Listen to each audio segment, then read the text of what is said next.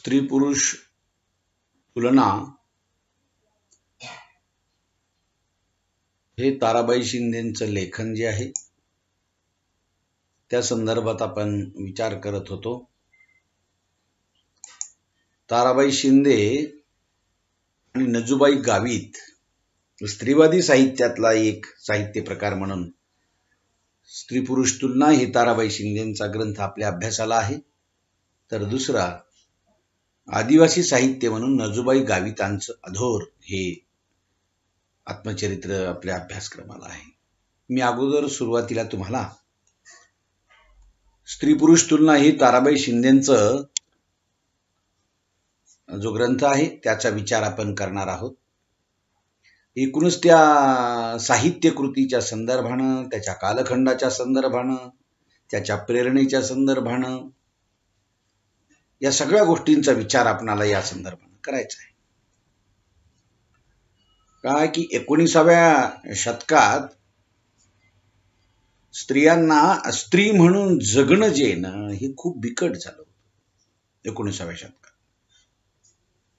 म्हणून स्त्रियांना अनेक जीवनातल्या ज्या समस्या आहेत त्या समस्यांना सामोरं जावं लागत असायचं। त्या स्त्रियांना त्या काळामध्ये व्यक्ती स्वातंत्र्य, सार्वभौम स्वातंत्र्य किंवा सार्वभौमत्व, समानता, निर्णय स्वातंत्र्य असे स्त्रियांना कोणतेच अधिकार नव्हते। आणि समाज स्त्री एक व्यक्ती आहे हे विसरून गेला होता धर्माच्या नावाखाली। स्त्रियांना गृहबंदी जीवन जगावं लागत होतं। पण याच शतकामध्ये स्त्री प्रश्नाची जाणीव होऊन स्त्रियांची बाजू मांडणारे आणि स्त्रिया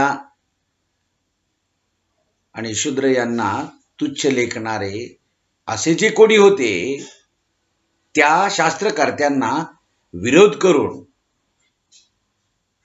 स्त्रीचं महत्व पटवून देणारे समाजसुधारक या महाराष्ट्रात घडले, देशात घडले आणि त्यांनी स्त्रियांचं समाजातलं स्थान उंचावलं गेलं पाहिजे याचा प्रयत्न केला। याच्यामध्ये जर आपण विचार केला तर अशा महापुरुषांच्या मध्ये महात्मा ज्योतिबा फुले, आगरकर, त्याचबरोबर काही नवशिक्षित स्त्रियाही त्या कालखंडामध्ये पुढे आल्या। त्यात पंडिता रमाबाई, ताराबाई शिंदे, आनंदीबाई कर्वे, सावित्रीबाई फुले ह्या त्यातल्या प्रमुख स्त्रिया होत्या। यापैकी ताराबाई शिंदे ह्या ज्या आहेत ह्या बहुजन समाजातल्या स्त्रिया होत्या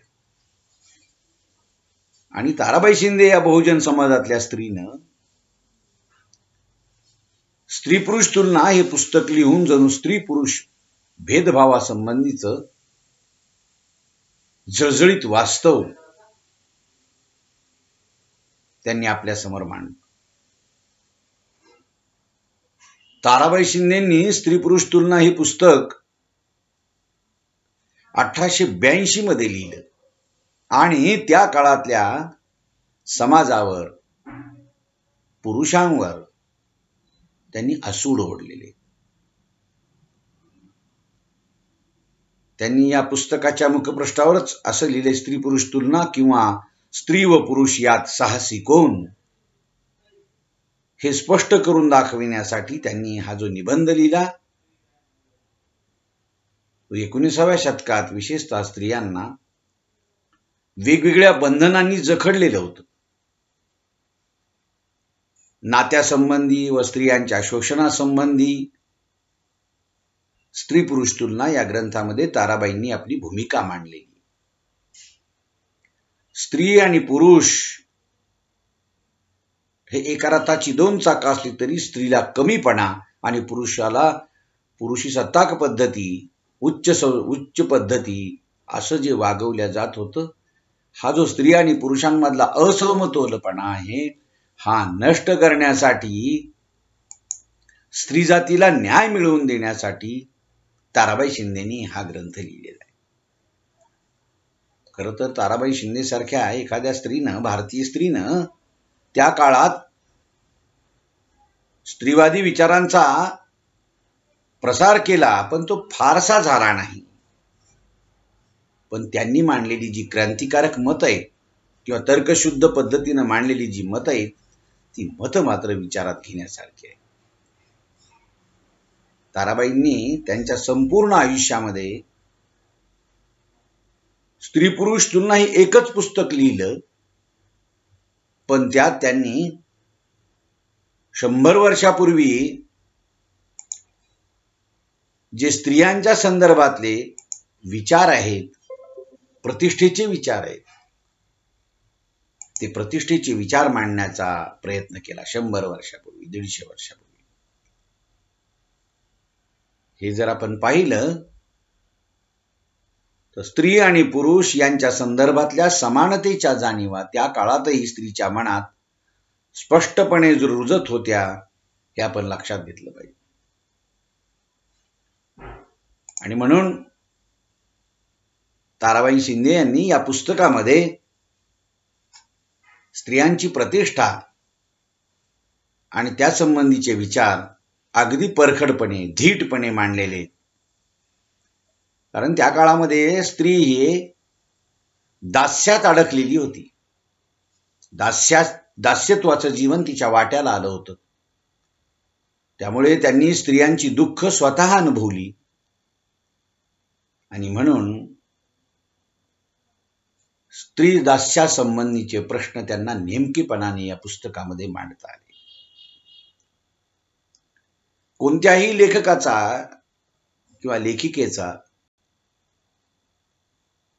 जीवन जगण्याचा जो कालखंड असतो त्याचाही काही परिणाम त्याच्या साहित्य कृतीवर होत असतो. तसं ताराबाई शिंदे यांचा जीवन परिचय जर आपण पाहिला तर त्यांचा जीवन काळ जो आहे तो 1850 ते 1910 असा आहे. बुलढाण्यामध्ये बापूजी शिंदे नावाच्या एका सधन शेतकऱ्याच्या पोटी ताराबाई शिंदे यांचा जन्म झाला. त्यांचे जे वडील आहेत बापूजी शिंदे हे त्यांना एकूण 5 मुलं होती, त्यापैकी 5वी मुलगी म्हणजे ताराबाई. ताराबाईंना जो वारसा मिळाला तो त्यांच्या वडिलांकडून मिळाला, कारण बापूजी शिंदे सत्यशोधक समाजाचे त्या काळातले कार्यकर्ते होते. आणि म्हणून ताराबाईंच्या मनावर महात्मा फुले यांचा जो प्रभाव आहे तो होता. म्हणून ताराबाई शिंदे यांना स्त्री पुरुष समानतेचं जे बाळकडू आहे ते बाळकडू अगदी लहान वयापासून मिळालं होतं. कारण बापूजी शिंदे यांनी देखील ताराबाईंना आपली जी 4 मुलं आहेत त्या मुलांच्याच बरोबरीनं मुलीला देखील समानतेची वागणूक दिली. तिला नवीन काही शिकण्यासाठी उत्तेजन त्यांनी दिलं. ताराबाई शिंदे यांची थोडीशी उंची कमी होती, असं ठेंगण्या त्या असायच्या आणि त्याच्यामुळे त्या जरी बुटक्या दिसत असल्या तरी त्यांचे डोळे आधू झाले होते. त्यांच्या डोळ्याला जाड भिंगाचा चष्मा लागला होता. त्या अगदी ताराबाई ह्या स्वभावानं तामसी होत्या, रागीट होत्या. त्यांच्या वडिलांची सर्व कोर्ट कचेऱ्याची कामं त्या घोड्यावर बसून जात असत आणि येत असत, कोर्ट कचेऱ्याची कामं करत असत, शेतातला कारभार करत असत. ताराबाईंना अगदी लहानपणापासून मनापासून त्यांना असं वाटायचं की लग्न नको.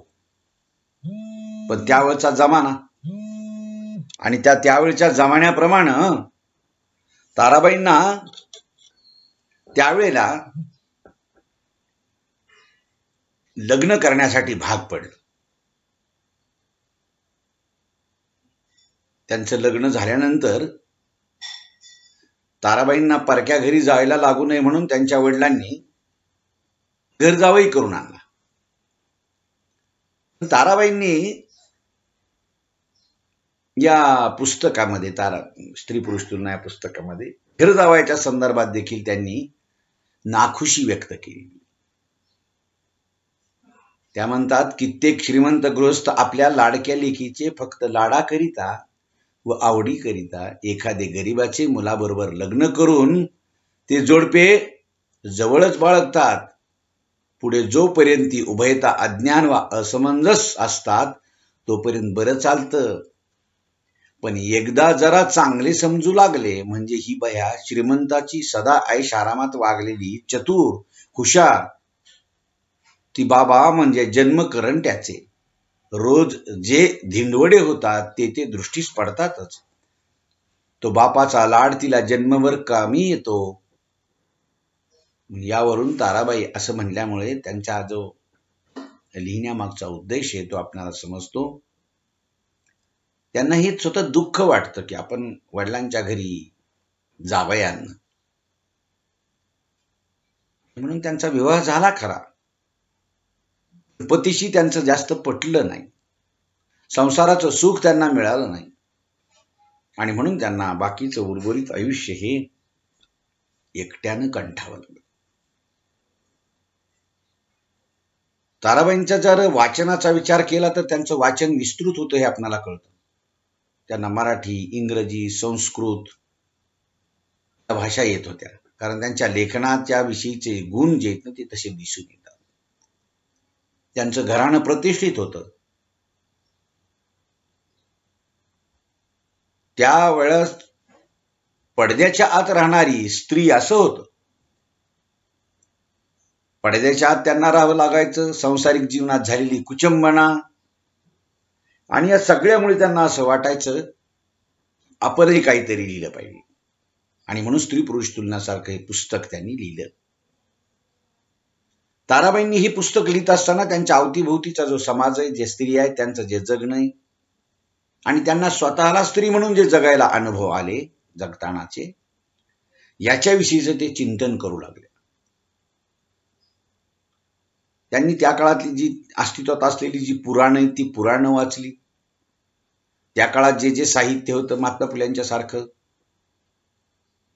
ते साहित्य त्यांनी वाचून काढलं, कारण ही शक्यता आहे वाचण्याची. कारण त्यांनी जे स्त्री पुरुष तुलना हे जे पुस्तक लिहिलं त्याच्यामध्ये जे चिकित्सा केलेली आहे स्त्री आणि पुरुषाच्या समानतेच्या संदर्भातली, हे लिहित असताना त्यांच्या व्यासंगाचा आपणाला प्रत्यय येतो.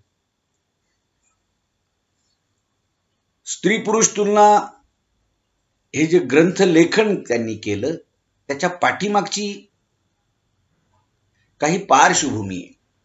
हे का लिहिलं असेल त्यांनी, तर 1882 मध्ये हे जे पुस्तक लिहिलं त्याचं कारण आहे कुटुंबात समाजात स्त्रीला जी वागणूक मिळत होती ना ती ताराबाईंना पाहवत नव्हती. आणि हे ताराबाई शिंदेच्या लिहिण्याला कारण आहे. दुसरे कारण असं आहे की त्यावेळेला एक विजयलक्ष्मी खटला नावाचा एक खटला चालला होता कोर्टामध्ये, विजयालक्ष्मी. आणि या केसच्या संदर्भानं सार्वजनिक विचार प्रकटन हे ताराबाई शिंदेच्या वाचनात आलं. कदाचित ते जर आलं नसतं तर त्यांच्या हातून हे लेखनच घडलं नसतं. त्यावेळेला ताराबाई शिंदेच्या कालखंडामध्ये विजयालक्ष्मी नावाचा जो खटला होता का नाही, तो खटला संपूर्ण भारतभर गाजला. सुरत इथल्या विजयालक्ष्मी नावाच्या एका 24 वर्षीय ब्राह्मण विधवेला अनैतिक संबंधातून मूल झालं, त्या गरोदर राहिल्या. त्या विजयालक्ष्मीने भ्रूण हत्या करू नये यासाठी पोलीस मॅजिस्ट्रेटला कळवतात. विजयालक्ष्मी ह्या समाजाच्या अभयास्तव त्या भ्रूण हत्या करतात आणि त्यांनी भ्रूण हत्या केलेली आहे ही घटना सगळीकडे समजली आणि म्हणून त्यांना मॅजिस्ट्रेट समोर हजर केलं. त्यांच्यावर भ्रूण हत्येचा आरोप ठेवला गेला आणि याच्यासाठी त्यांना शिक्षा म्हणून विजयालक्ष्मीबाईला फाशीची शिक्षा सुनावण्यात आली. पुढे मुंबई हायकोर्टामध्ये विजयालक्ष्मी यांनी अपील केलं. तिथे त्यांना जन्मठेपेची शिक्षा झाली. या विजयालक्ष्मी व इतर लोक या शिक्षेतून माफी मिळावी म्हणून मुंबई सरकारला अर्ज केला त्यांनी. मुंबई सरकारने त्या अर्जाचा विचार करून 18 जुलै 1881 रोजी ही जन्मठेपेची शिक्षा रद्द करून त्यांना 5 वर्षाची सक्त मजुरीची कैदीची शिक्षा ठोठावली गेली. आणि या वेळेला पुणे वैभव नावाचं एक वृत्तपत्र होतं, सनातनी विचाराचं. त्याच्यामध्ये प्रचंड टीकेची झोड त्या विजयालक्ष्मीबाईवर उठवली. ताराबाईंनी शिंदेंनी मात्र या वृत्तपत्राला कडाडून विरोध करून त्याच्यावर देखील टीका केली. कारण पुणे वैभव वृत्तपत्र ही पुनर्विवाह कायद्याला विरोध करत होतं. त्यानिमित्ताने त्यांनी संपूर्ण स्त्री जातीवरच दोषारोप ठेवण्यात आले होते या वृत्तपत्रात. पण हे असं पाप करण्यास फशी पाडणाऱ्या पुरुषांची चर्चा मात्र कुठेच झाली नाही. अनैतिक संबंधातून त्यांना जरी गर्भ राहिला असला तरी ही अनैतिक संबंध करणारा कोणीतरी एक पुरुष होता, त्याच्यावर कोणताच खटला नाही. आणि म्हणून या खटल्याची प्रसिद्धी त्यावेळच्या वृत्तपत्रात करण्यात आली. यातून ही जी प्रसिद्धी आहे ही पाहून ताराबाई शिंदे अस्वस्थ झाल्या. त्यांना त्या काळातल्या पुरुष वर्गाची किंवा एकूणच समाज बांधवांची जी स्त्रीकडे पाहण्याची दृष्टी आहे ना, अन्याय दृष्टी, ही दृष्टी ताराबाईंच्या लेखनाला प्रेरणा देते.